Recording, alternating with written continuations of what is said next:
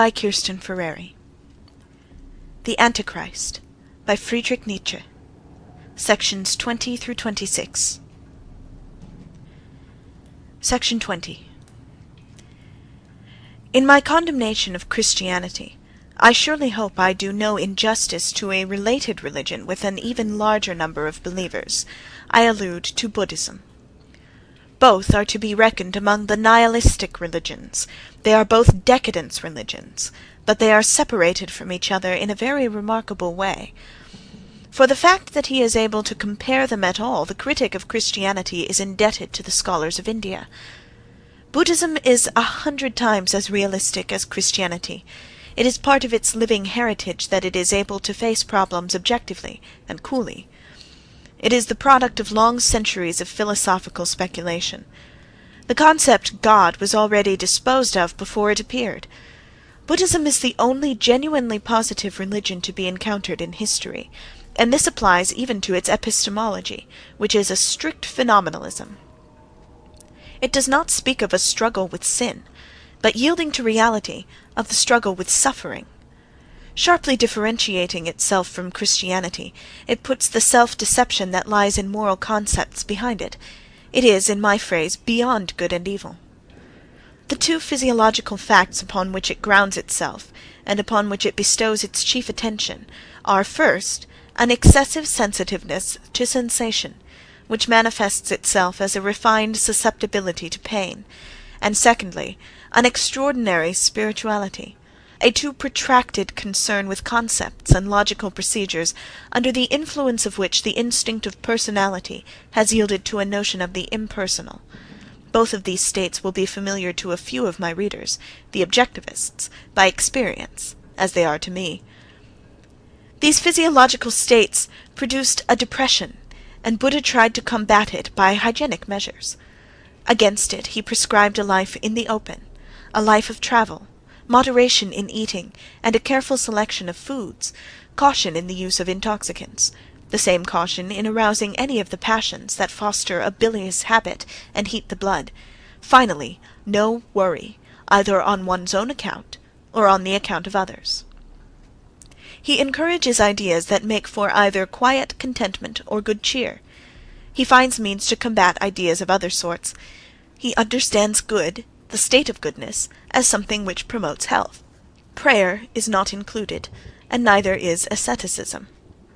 There is no categorical imperative, nor any disciplines, even within the walls of a monastery. It is always possible to leave. These things would have been simply means of increasing the excessive sensitiveness above mentioned. For the same reason he does not advocate any conflict with unbelievers. His teaching is antagonistic to nothing so much as revenge, aversion, resentment. Enmity never brings an end to enmity, the moving refrain of all Buddhism. And in all this he was right, for it is precisely these passions which, in view of his main regimental purpose, are unhealthful. The mental fatigue that he observes, already plainly displayed in too much objectivity, that is, in the individual's loss of interest in himself, in loss of balance and of egoism, he combats by strong efforts to lead even the spiritual interests back to the ego. In Buddha's teaching, egoism is a duty. The one thing needful, the question how you can be delivered from suffering, regulates and determines the whole spiritual diet. Perhaps one will here recall that Athenian who also declared war on pure scientificality, to wit Socrates, who also elevated egoism to the estate of a morality. Section 21. The things necessary to Buddhism are a very mild climate, customs of great gentleness and liberality, and no militarism. Moreover, it must get its start among the higher and better educated classes. Cheerfulness, quiet, and the absence of desire are the chief desiderata, and they are attained. Buddhism is not a religion in which perfection is merely an object of aspiration. Perfection is actually normal. Under Christianity, the instincts of the subjugated and the oppressed come to the fore. It is only those who are at the bottom who seek their salvation in it. Here the prevailing pastime, the favorite remedy for boredom, is the discussion of sin. Self-criticism, the inquisition of conscience. Here, the emotion produced by power, called God, is pumped up by prayer. Here, the highest good is regarded as unattainable, as a gift, as grace. Here, too, open dealing is lacking. Concealment and the darkened room are Christian. Here, body is despised and hygiene is denounced as sensual. The Church even ranges itself against cleanliness. The first Christian order after the banishment of the Moors closed the public baths, of which there were 270 in Cordoba alone. Christian, too, is a certain cruelty toward oneself and toward others, hatred of unbelievers, the will to persecute. Sombre and disquieting ideas are in the foreground. The most esteemed states of mind, bearing the most respectable names, are epileptoid. The diet is so regulated as to engender morbid symptoms and overstimulate the nerves. Christian, again, is all deadly enmity to the rulers of the earth, to the aristocratic, along with a sort of secret rivalry with them. One resigns one's body to them. One wants only one's soul. And Christian is all hatred of the intellect, of pride, of courage, of freedom, of intellectual libertinage. Christian is all hatred of the senses, of joy in the senses, of joy in general. Section 22. When Christianity departed from its native soil, that of the lowest orders, the underworld of the ancient world, and began seeking power among barbarian peoples, it no longer had to deal with exhausted men, but with men still inwardly savage and capable of self-torture, in brief, strong men, but bungled men. Here, unlike in the case of the Buddhists, the cause of discontent with self, suffering through self, is not merely a general sensitiveness and susceptibility to pain, but on the contrary, an inordinate thirst for inflicting pain on others, a tendency to obtain subjective satisfaction in hostile deeds and ideas. Christianity had to embrace barbaric concepts and valuations in order to obtain mastery over barbarians. Of such sort, for example, are the sacrifices of the firstborn, the drinking of blood as a sacrament, the disdain of the intellect and of culture, torture in all its forms, whether bodily or not, the whole pomp of the cult. Buddhism is a religion for peoples in a further state of development, for races that have become kind, gentle, and over-spiritualized. Europe is not yet ripe for it. It is a summons that takes them back to peace and cheerfulness, to a careful rationing of the spirit, to a certain hardening of the body. Christianity aims at mastering beasts of prey.